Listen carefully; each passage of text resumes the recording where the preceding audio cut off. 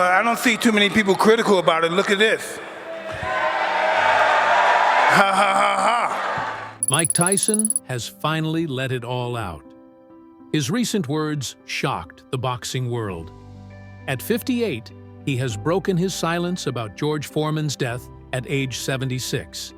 But instead of sharing praise, Tyson shared raw pain and long-held anger. He said, "I will never forgive him for what he did to Muhammad Ali." His statement sent shockwaves through the sports community. What happened between Ali and Foreman that left Tyson filled with such deep resentment? Why now? Why speak after all these years? The truth is far more intense than anyone expected. Tyson has always spoken his truth, but this time, it hit hard. Fans were stunned by his remarks. The man who once ruled the ring with speed and power now revealed a personal grudge that goes back decades. It all centers on one thing. What did Foreman do to Ali that Tyson considers unforgivable? Was it during a fight? Or was it something deeper? Something behind the scenes that only a few know about? After Foreman's death, the world expected stories of honor and legacy. Instead, Tyson's words reopened an old wound. And tonight, we dive into the bitter history involving Tyson, Foreman, and Ali. A tale of betrayal, pride, and lasting pain. To understand Tyson's anger, we must go back to the beginning. Tyson was inspired by one man, Muhammad Ali. Ali was more than just a fighter. He was a symbol of hope, power, and resistance. He fought not just opponents, but also injustice and racism. He was a hero beyond the ring. Tyson often spoke about how much Ali meant to him. As a young boy growing up in Brooklyn, Tyson watched Ali with wide eyes. He admired the way Ali walked, talked, and fought. To Tyson, Ali was not just a champion. He was the ultimate warrior. Tyson's love for Ali was not just from afar. As a rising fighter, he got to meet his hero. Even though Ali was already struggling with Parkinson's disease, he looked Tyson in the eye and said something unforgettable. "You are going to be the one. You will bring boxing back." Those words lit a fire in Tyson. He trained like never before, all to honor Ali. But one match from Ali's past left Tyson haunted. It was Ali's fight with George Foreman, a fight that shook the world. But to Tyson, it meant more than that. He believed something about that fight was deeply wrong. To grasp Tyson's anger, we must revisit one of boxing's most famous moments, the rumble in the jungle. It was 1974. Ali was no longer the undefeated champion. He had been stripped of his title for refusing to fight in the Vietnam War. Many believed his best days were over.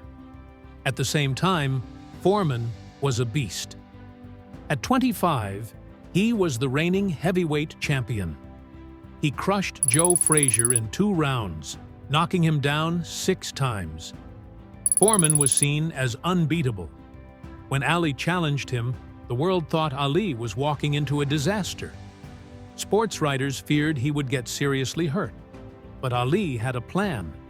In the ring in Zaire, he didn't fight the usual way. He leaned on the ropes and let Foreman punch himself out. This strategy, now called the rope-a-dope, was brilliant. Ali let Foreman swing wildly while taunting him with words. "You punch like a girl, George," Ali said. "Is that all you've got?"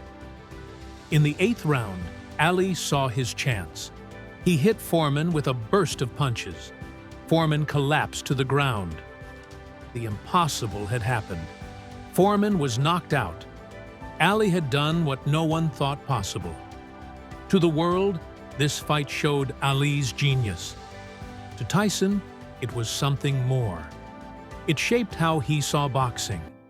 But as he grew older, Tyson believed something deeper had happened that night. Something that forever changed how he viewed George Foreman. To many fans, the fight was about brilliance and heart. But Tyson saw another side. He saw a man Muhammad Ali, who stood for strength and courage. Ali stood against war, spoke up for black pride, and never bowed to pressure. To Tyson, Ali was a true hero. That's why he couldn't forgive Foreman. He believed Foreman had shown nothing but disrespect toward Ali. Before the fight, Foreman wasn't the friendly, smiling man the public would later know. He was arrogant and cold. He laughed at Ali, saying he would knock him out in 3 rounds. He claimed Ali was too old and too slow. These insults cut deep. Tyson had grown up idolizing Ali. He had been bullied, lost, and angry. Watching old tapes of Ali gave him strength, and to see someone mock Ali like that filled him with rage. Tyson never forgot the disrespect. Foreman's behavior in the ring added to Tyson's anger. In the early 1970s, Foreman was terrifying. He didn't just beat his opponents, he destroyed them. He knocked out Joe Frazier and Ken Norton in 2 rounds each. His power left fighters injured and scared. And the worst part? He seemed to enjoy it. While Ali played with charm and wit, Foreman walked into the ring like an executioner. No smiles, no warmth, no concern. Tyson hated that. He believed boxing was about more than power. It was about pride, legacy, and love for the SC. But what truly pushed Tyson over the edge was what happened after the rumble in the jungle. After losing, Foreman didn't accept the defeat. He made excuses. He claimed he had been drugged. He said his body didn't feel right. To Tyson, that was the lowest point. In Tyson's mind, a real fighter accepts when he's beaten. When Tyson lost to Buster Douglas, he admitted the truth. But Foreman refused to honor Ali's victory. And to Tyson, that was unforgivable. But what happened next surprised everyone. Years later, Foreman finally addressed Tyson's anger. By then, he was no longer the same man who fought Ali. Foreman had changed. He was now a preacher, a man of faith, and someone who had faced his demons. So when he heard that Tyson had never forgiven him, he didn't get angry. He didn't lash out. He said something completely unexpected. "I regret how I treated Muhammad Ali," Foreman said. "I was young and full of pride, but Ali humbled me." This shocked everyone. Fighters don't often admit their wrongs, but Foreman did. He said losing to Ali broke him. He fell into depression. He didn't just lose a title, he lost himself. But through that pain, he grew.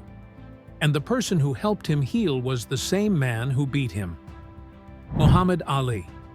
After that fight, Foreman struggled. In 1977, after a loss to Jimmy Young, he had a near-death experience. He said he felt his soul leave his body. He heard a voice. He saw a vision. That moment changed him. He walked away from boxing. For 10 years, he lived a different life. He became a preacher and let go of anger and ego. He later admitted that Ali helped guide his transformation. "I used to see Ali as my enemy," Foreman confessed, "but he became my teacher." They even became close friends. The same man Foreman once insulted now became someone he admired deeply. That's why what Foreman said to Tyson years later meant so much. When Foreman heard about Tyson's resentment, he didn't respond with pride or defense. He responded with love. "I love Mike Tyson," he said. "He is one of the greatest fighters ever. If he's upset, I want to sit with him, look him in the eye, and tell him Ali changed my life. I owe Ali everything." That statement stunned everyone. The most feared man in the ring showed deep humility. But Foreman went even further. "I was wrong for how I treated Ali," he said. "My pride blinded me. But that loss became my greatest blessing." He admitted that Ali's win helped him become the man he is today. Then he addressed Tyson directly. "Mike, I know how it feels to hold on to anger, but that anger only hurts you. Let it go. This wasn't a man defending himself. It was a man who had learned from pain. He offered wisdom to someone he respected, and he shared one more truth that no one saw coming. Foreman and Tyson never fought in the ring. In the late 1980s, when Tyson ruled the division, Foreman had returned to boxing, but with a different style. Slower, smarter, and wiser. Fans often wondered who would have won. Would Tyson's speed overwhelm Foreman? Or would Foreman's power and calm crush Tyson? We'll never know. But outside the ring, Tyson still carried a grudge. To Tyson, Ali was everything. And anyone who disrespected Ali did not deserve mercy. That's why Tyson refused to let it go. But then, Foreman revealed something no one expected. He said Ali forgave him. He said they became friends.